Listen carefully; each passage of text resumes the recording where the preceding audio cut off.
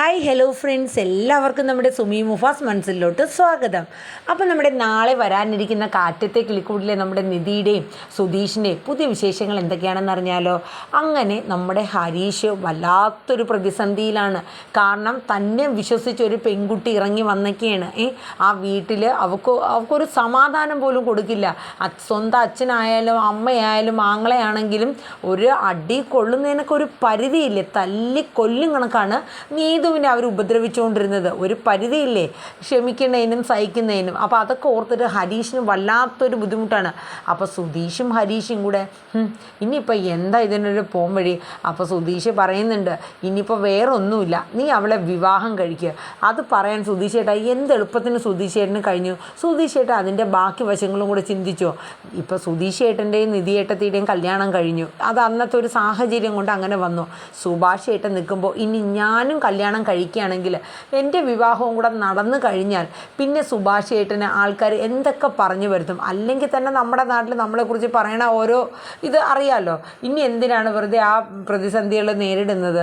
പിന്നെ സുഭാഷ് ചേട്ടന് ചിലപ്പോൾ നല്ലൊരു കല്യാണം പോലും നടക്കാൻ സാധ്യത കുറവായി എന്നൊക്കെ നമ്മുടെ ഹരീഷ് പറയാണ് കാര്യം. അപ്പോൾ ഇതിങ്ങനെ പറഞ്ഞുകൊണ്ടിരിക്കുന്ന സമയത്ത് നമ്മുടെ ഭാസ്കരൻ അപ്പുറത്തുണ്ട് കേട്ടോ. അപ്പോൾ ഭാസ്കരൻ പറഞ്ഞു, സുഭാഷിൻ്റെ കല്യാണം കഴിഞ്ഞിട്ടാണ് നീ കല്യാണം കഴിക്കാതിരിക്കണമെങ്കിലേ ഈ അടുത്ത കാലത്തൊന്നും നിൻ്റെ കല്യാണം നടക്കില്ല. കാരണം അവൻ ഇനി പെണ്ണൊന്നും കെട്ടി കല്യാണം കഴിക്കാനൊന്നും എനിക്ക് തോന്നണില്ല. വേണമെങ്കിൽ നീ കല്യാണം കഴിച്ചോന്ന് ഭാസ്കരൻ പറയണം കേട്ടോ. ഇത് കേട്ടപ്പോഴേക്കും നമ്മുടെ ഹരീഷിന് അങ്ങോട്ട് തോടിച്ചുകൊണ്ട് വരെയാണ്. കണ്ടില്ലേ, നിങ്ങൾ സുഭാഷ് ചേട്ടൻ്റെ തന്തയായതുകൊണ്ട് മാത്രമാണ് സുഭാഷ് ചേട്ടൻ ഇന്നും ഒരു പെണ്ണ് കിട്ടാതിരിക്കുന്നത് എന്നൊക്കെ പറഞ്ഞുകൊണ്ട് ഹരീഷ് അങ്ങോട്ടുള്ള ദേഷ്യം മുഴുക്ക കാണിക്കണം കേട്ടോ. അപ്പോഴേക്കും നമ്മുടെ സുധീഷ് എന്നിട്ട് പറഞ്ഞു, അതെ നീ ഇപ്പോൾ അച്ഛൻ്റെ മെക്കിട്ട് കയറാൻ നിൽക്കേണ്ട, ഇതിനെന്താണ് ഒരു പോംവഴി എന്നുള്ളത് ആലോചിക്കുക എൻ്റെ പൊന്നു ഹരീഷ് എന്ന് പറഞ്ഞു. അല്ല ഇങ്ങനെ വർത്താനം കണ്ടില്ലേ സുധീഷ് ചേട്ടാ, അവളെ ഒരുമാതിരത്തെ വർത്താനം പറയണു. ഇത്രയും മക്കളെ ഉണ്ടാക്കി വെച്ചാൽ മാത്രം പോരാ, മക്കൾക്ക് നല്ലൊരു ജീവിതം കൂടെ കിടാനേ അച്ഛനമ്മമാരായ ഉത്തരവാദിത്വം വേണം. നിങ്ങൾക്കതുണ്ടോ മനുഷ്യ എന്നൊക്കെ ചോദിച്ചിട്ട് ഹരീഷ് പറയുന്നു. പിന്നെ ഭാസ്കരൻ വലുതായിട്ടൊന്നും പറയാൻ നിന്നില്ല. കാരണം ഒന്നാമത് ഹരീഷ് വല്ലാത്തൊരു പ്രതിസന്ധിയിലാണ്. അങ്ങനെ അത് കഴിഞ്ഞിട്ട് ഈ സമയം നമ്മുടെ ഇവർ ഇതിനെക്കുറിച്ചൊക്കെ ഇങ്ങനെ ചർച്ച ചെയ്യണേ. അപ്പോൾ ഈ സമയം നമ്മുടെ നീതുനെയും കൂട്ടി നമ്മുടെ നിധിയുടെ റൂമിൽ പോയിരിക്കുകയാണ്. എന്നിട്ട് നിധി പറയുന്നുണ്ട്, അല്ല നീതു, കല്യാണം എന്നൊക്കെ പറയണത് അത്ര വലിയ ഒരു എളുപ്പമുള്ളൊരു കാര്യമൊന്നുമല്ല. നമ്മൾ അതിൻ്റേതായ ഉത്തരവാദിത്വങ്ങളും റിസ്ക്കും ഒക്കെ എടുത്ത് വേണം ഒരു വിവാഹം എന്നൊക്കെ പറയണത്. അല്ല നിധിയേട്ടത്തി, എനിക്കറിയാം അതിനെക്കുറിച്ചൊക്കെ. ഹരീഷ് ഇപ്പോൾ വിവാഹം കഴിക്കാൻ തയ്യാറാണെങ്കിൽ എനിക്ക് പ്രശ്നമൊന്നുമില്ല. നിധിയേട്ടത്തി ഇവിടെ വന്നിട്ട് ഇത്രയും നാളായില്ലേ, നിധിയേട്ടത്തി ഈ വീടുമായിട്ട് പൊരുത്തപ്പെട്ട് പോകുന്നില്ലേ, അതുപോലെ തന്നെ ഞാനും ഹരീഷും സന്തോഷമായിട്ട് ഈ വീട്ടിൽ തന്നെ കഴിയും എന്നൊക്കെ നീതു പറയുന്നുണ്ട്. പക്ഷേ നീതുവിൻ്റെ സംസാരം കേട്ടപ്പോൾ നീതുവിന് കല്യാണം ഇപ്പോൾ തന്നെ നടത്തിയാലും പ്രശ്നമല്ല എന്ന രീതിയിലാണ് നീതു നിൽക്കുന്നത്. അങ്ങനെ നിധി പറഞ്ഞു, കാര്യം ഇതൊക്കെയാണ്, പക്ഷേ എങ്കിലും നമ്മൾ പല കാര്യങ്ങളും ആലോചിക്കേണ്ടതായിട്ടുണ്ടല്ലോ നീതു എന്നൊക്കെ ഇങ്ങനെ പറഞ്ഞ് മനസ്സിലാക്കുന്ന സമയത്താണ് ഹരീഷ് വന്ന് നിധിയുടെ റൂമിൽ തട്ടേണ് നീതു. അപ്പോൾ നീതു വന്ന് ഡോറ് തുറക്കുകയാണ്. അപ്പോൾ തുറന്നപ്പം നീതുവിനോട് നമ്മുടെ ഹരീഷ് പറയും, നീതു നീ ഒരു കാര്യം ചെയ്യുക, ബാഗ് എടുത്തിട്ട് വാ, നമുക്കൊരു സ്ഥലം വരെ പോകണം. എങ്ങോട്ട് ഹരീഷ് ചേട്ടാന്ന് നീതു ചോദിക്കേന്. നീ വാ ഞാൻ പറയാമെന്ന് പറയും. അങ്ങനെ ഹരീഷ് നമ്മുടെ നീതുവിനെയും കൂട്ടിക്കൊണ്ട് ബൈക്കിൽ പോവുകയാണ് കേട്ടോ. അങ്ങനെ അവിടെ നിന്ന് കയറി അവർ നേരെ ഒരു ബീച്ചിലോട്ട് പോവുകയാണ്.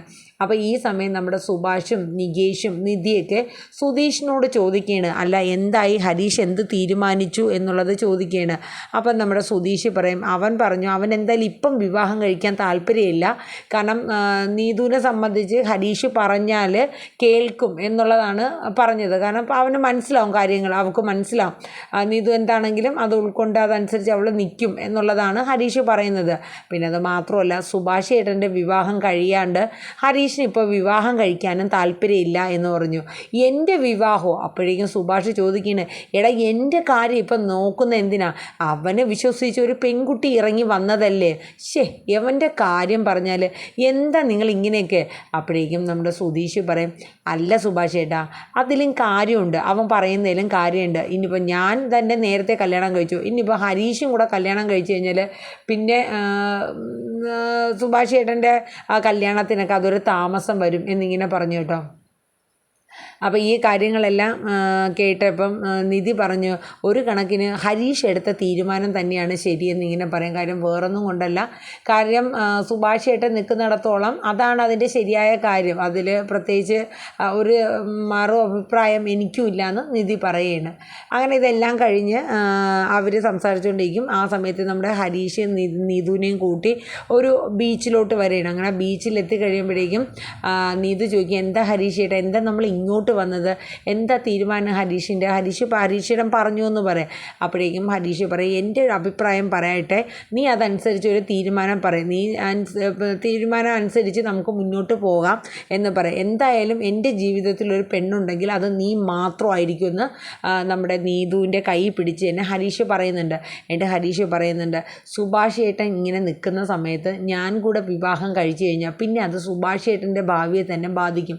പിന്നെ ആൾക്കാർ ഓരോന്ന് പറഞ്ഞ് അതും ഇതും പറഞ്ഞ് സുഭാഷ് ഏട്ടൻ്റെ കല്യാണം ചിലപ്പോൾ ഇനിയും നടക്കാണ്ട് വരും. അതുകൊണ്ട് നമുക്ക് സുഭാഷ് ഏട്ടൻ്റെ വിവാഹം കഴിയണം വരെ നമുക്ക് വെയിറ്റ് ചെയ്യാം എന്ന് പറയും. അപ്പോഴേക്കും നമ്മുടെ നീതു വയ്ക്കും, ഇത്രയേ ഉള്ളൂ കാര്യം, എൻ്റെ പൊന്നു ഹരീഷ് ഏട്ടാ, അതിനാണോ ഇത്രയും ടെൻഷൻ അടിച്ചത്, അതൊന്നും കുഴപ്പമില്ല. അപ്പോഴേക്കും നമ്മുടെ ഹരീഷ് പറയും, അല്ല നീതു, ഇനി എന്തായാലും നീ നിൻ്റെ വീട്ടിലോട്ട് പോകണ്ടെന്ന് പറയും. അതെന്താ, അതിനൊന്നും കുഴപ്പമില്ല, വേണ്ട, ഇനി അവരുടെ ആട്ടും തുപ്പും ഒന്നും കേട്ട് നിൽക്കാനായിട്ട് നിങ്ങൾ നിൽക്കണ്ട എന്ന് എന്നെ ഇങ്ങനെ പറയും കേട്ടോ. അപ്പം ഹരീഷ് പറയും, നിധിയേട്ടത്തി കുറച്ച് നാൾ നിന്നൊരു ഹോസ്റ്റലുണ്ട്, അവിടെ നമ്പർ വിളിച്ച് ചോദിച്ചിട്ട് അവിടെ വേക്കൻസി ഉണ്ടെങ്കിൽ അങ്ങോട്ടേക്ക് മാറാം, ഹോസ്റ്റൽ ഫീസും കാര്യങ്ങളൊക്കെ ഞാൻ തന്നെ കൊടുത്തോളാം എന്ന് പറയാം. അപ്പോഴേക്കും നീതു പറയും, ഹരീഷ് ഏട്ടൻ എന്താ പറ്റിയേ, ഞാൻ എൻ്റെ വീട്ടിൽ തന്നെ പോവും, വീട്ടിൽ തന്നെ നിൽക്കും, അതിനുള്ള കഴിവും സാമർത്ഥ്യമൊക്കെ ഈ നീതുവിനുണ്ടെന്നേ. ഹരീഷ് ഏട്ടാ അതൊന്നും ഓർത്ത് സമാധാനക്കേട് വരണ്ട, സമാധാനപ്പെട്ടിരിക്കുക ഹരീഷ് ഏട്ടൻ എന്നൊക്കെ പറഞ്ഞ് നീതു ഹരീഷിനെ നന്നായിട്ട് സമാധാനിപ്പിക്കണം കേട്ടോ. ഇതേ സമയം നമ്മുടെ സുഭാഷിന് വല്ലാത്തൊരു വിഷമമാണ്. കാര്യം എന്താണെന്ന് വെച്ചാൽ താനിങ്ങനെ വിവാഹം കഴിയാണ്ട് നിന്നതുകൊണ്ടാണല്ലോ ഒരു പക്ഷേ ഹരീഷിൻ്റെ വിവാഹം നടക്കാതെ പോയത്. താനൊരു പക്ഷേ ഇപ്പോൾ വിവാഹിതരായിരുന്നു എന്നുണ്ടെങ്കിൽ ഹരീഷ് തീർച്ചയായിട്ടും നീതുവിനെ കല്യാണം കഴിച്ചേനെ എന്നിങ്ങനെ പറഞ്ഞു കേട്ടോ. അല്ല, മനസ്സിലിങ്ങനെ ഓർക്കുകയാണ് നമ്മുടെ സുഭാഷ്. അതിനുശേഷം കുറേ നേരം നമ്മുടെ ഹരീഷും നീതും ആ ബീച്ചിൽ തന്നെ കുറച്ച് നേരമൊക്കെ ഇരുന്ന് നീതുവിന് വല്ലാത്തൊരു ആശ്വാസമായിരുന്നു. നമ്മുടെ ഹരീഷ് നീതുവിൻ്റെ ഒപ്പം ചേർന്നിരുന്ന ആ ഒരു സമാധാനം കൊടുത്തപ്പോൾ തന്നെ നീതുവിന് വല്ലാത്തൊരു ആശ്വാസം നൽകി. എന്നിട്ട് നീതു പറഞ്ഞു, ഞാൻ എന്തായാലും വീട്ടിൽ പോകാം, പക്ഷേ വീട്ടിൽ പോയി കഴിഞ്ഞാൽ പിന്നെ ഞാൻ ഹരീഷ് എന്നെ എങ്ങനെ വിളിക്കുക, എനിക്കൊരു ഫോൺ പോലും ഇല്ലയെന്നറിയാലോ. അപ്പോഴേക്കും ഹരീഷ് പറഞ്ഞു, അതൊന്നും ഓർത്ത് നീ വേവലാതിപ്പെടേണ്ട, ഒരു ഫോണല്ലേ, ഒരുപാട് വില കൂടിയതല്ലെങ്കിലും ഒരു അത്യാവശ്യം വിളിക്കാൻ പറ്റിയൊരു ഫോൺ ഞാൻ വാങ്ങിത്തരാം എന്ന് പറയും. അപ്പോഴേക്കും നീതു പറയും, എനിക്കങ്ങനെ വില കൂടിയ ഫോണൊന്നും വേണ്ട ഹരീഷ് എന്നെ ഒന്ന് വിളിച്ചാൽ മാത്രം മതി, എങ്ങനെയാണ് എന്താണ് എന്നൊക്കെ ഒന്ന് അറിയണം, അത്ര മാത്രമേ ഉള്ളൂ എന്ന് പറയും. അങ്ങനെ ഇതൊക്കെ കേട്ട് കഴിയുമ്പോഴേക്കും നീതുവിന് വലിയൊരു ആശ്വാസമാവുകയാണ്. കാരണം ഇനി തന്നെ കൈയൊഴിയില്ല എന്നുള്ളൊരു വിശ്വാസം നമ്മുടെ നീതുവിന് ഹരീഷിൽ നിന്ന് കിട്ടണം. അപ്പോൾ ഹരീഷിന് വല്ലാത്തൊരു സന്തോഷമാണ് കിട്ടണത്. അങ്ങനെ കാര്യങ്ങളൊക്കെ പറഞ്ഞ് സംസാരിച്ച ശേഷം ഹരീഷ് നേരെ നീതുവിനെ വീട്ടിൽ കൊണ്ടുവന്ന് വിടുകയാണ് കേട്ടോ. അങ്ങനെ വീട്ടിൽ കൊണ്ട് വിട്ടിട്ട് കയറിപ്പോവാണ് ഹരീഷ്. അപ്പോഴേക്കും നീതു കയറിപ്പോയതിന് ശേഷം ഹരീഷ് തിരിച്ചു വരികയാണ്. അങ്ങനെ വീട്ടിലോട്ട് കയറി കഴിയുമ്പോഴേക്കും നീതുവിൻ്റെ അമ്മയും അച്ഛനും ഏട്ടനൊക്കെ ഒന്ന് തുറപ്പിച്ച് നോക്കിയാണ്. നീതു ഒരു കൂസലും ഇല്ലാണ്ട് എന്നെ നേരെ അങ്ങ് കയറിപ്പോവാണ് കേട്ടോ. കാര്യം ഞാൻ എന്തിനാ ഇവരെ പേടിക്കണം, ഇത് എനിക്കും കൂടെ താമസിക്കാവുന്ന വീടാണ്, വാടക വീടാണെങ്കിലും എൻ്റെ അച്ഛനും അമ്മയും ഉള്ളിടത്തോളം കാലം എനിക്കും ഇവിടെ താമസിക്കാം, ആട്ടിയിറക്കി വിട്ടാലും ഈ നീതു പോവില്ല എന്ന ആത്മവിശ്വാസത്തോട് തന്നെ നീതു വരെയാണ്. അപ്പോഴേക്കും നീതുവിനെ കണ്ടത് നമ്മുടെ അഖില് ചോദിക്കണം, എന്തേ പോയതുപോലെ ഇങ്ങ് വന്നോ? അപ്പോഴേക്കും നമ്മുടെ സീതയും വിട്ടുകൊടുത്തില്ല. നീതുവിൻ്റെ അമ്മ, പോയതുപോലെ ഇങ്ങ് എത്തി, അവൻ വേണ്ടാന്ന് പറഞ്ഞു കാണും അല്ലേടി, അത്രയേ ഉള്ളൂ, അതിനുള്ള ബോധമെങ്കിലും നിനക്ക് ഇപ്പോഴെങ്കിലും വരട്ടെ എന്നിങ്ങനെ പറയും കേട്ടോ. അങ്ങനെ ഇതൊക്കെ കേട്ട് നീതു ഒന്നും പറയാൻ നിൽക്കില്ല കേട്ടോ. കാര്യം എവർക്കിട്ടുള്ളൊരു പണി നീതു വെച്ചിട്ടാണ് അവിടെ ഇരിക്കേണ്ടത്. കാര്യം വേറൊന്നുമല്ല, കൊണ്ട് നീതു അങ്ങേയറ്റം ക്ഷമിക്കുകയാണ്. പക്ഷേ ഇനി ആ തല്ല് കൊള്ളേണ്ട കാര്യമില്ല. അതിലൊരു പോംവഴി കണ്ടിട്ട് തന്നെയാണ് നീതു ഇങ്ങോട്ടേക്ക് വന്നിരിക്കുന്നത്. അത് കഴിഞ്ഞ് പിന്നീട് കാണിക്കുന്ന സീനെന്ന് പറയുന്നത് തിരിച്ചെത്തി ഹരീഷ് കിളിക്കൂട്ടിൽ തിരിച്ചെത്തിയാണ്. അപ്പോൾ എത്തിക്കഴിയുമ്പോഴേക്കും നമ്മുടെ നിധിയും സുഭാഷും ഒക്കെ ചോദിക്കും, എന്തായി നീതു എങ്ങോട്ടാ പോയേ, നീ മാത്രമേ വന്നോളൂ എന്നൊക്കെ ചോദിക്കുകയാണ്. അപ്പോഴേക്കും ഹരീഷ് പറഞ്ഞു അവൾ തന്നെ ഒരു തീരുമാനം എടുത്തു, വീട്ടിൽ തന്നെ പോകാമെന്ന്. അപ്പോഴേക്കും നിധി പറഞ്ഞു വീട്ടിലേക്ക് പോയി കഴിഞ്ഞാൽ ഇനിയും ബുദ്ധിമുട്ടാവില്ലേ, കാരണം അവരൊക്കെ നീതുവിനെ വീണ്ടും തല്ലില്ലേ, അപ്പോൾ അതിൻ്റെ ആവശ്യം ഉണ്ടായിരുന്നോ?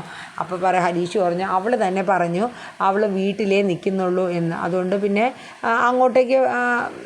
അങ്ങോട്ടേക്ക് തന്നെ ഞാൻ പോവാം ഹരീഷ് ചേട്ടാന്ന് പറഞ്ഞുകൊണ്ട് ഞാൻ അവളെ വീട്ടിനകത്ത് ഇറക്കി വിട്ടിട്ടാണ് വന്നതെന്ന് പറയും. അങ്ങനെ അതൊക്കെ കേട്ട് അവർ അങ്ങോട്ടും ഇങ്ങോട്ടും നോക്കി നിൽക്കുന്ന ഒരു സീനും കാര്യങ്ങളൊക്കെയാണ്. അപ്പോൾ ഇനി എന്തായി തീരും, ഇനിയിപ്പോൾ നീതുവിൻ്റെ വീട്ടിൽ ചെന്ന് കഴിഞ്ഞാൽ നീതു വീട്ടുകാർക്കിട്ടൊരു പണി കൊടുത്തിട്ടുണ്ട്, അതെന്താണ് എന്നുള്ളതൊക്കെ മറ്റന്നത്തെ എപ്പിസോഡിൽ നാളെ ഉച്ചയ്ക്ക് ഞാൻ പറയും കേട്ടോ. അപ്പോൾ അതുവരേക്കും കാത്തിരിക്കാമല്ലേ നമുക്കെല്ലാവർക്കും. അപ്പോൾ എല്ലാവർക്കും നല്ലൊരു ശുഭദിനം പറഞ്ഞുകൊണ്ട് നിർത്തുന്നു. Tata, bye bye, take care, thank you.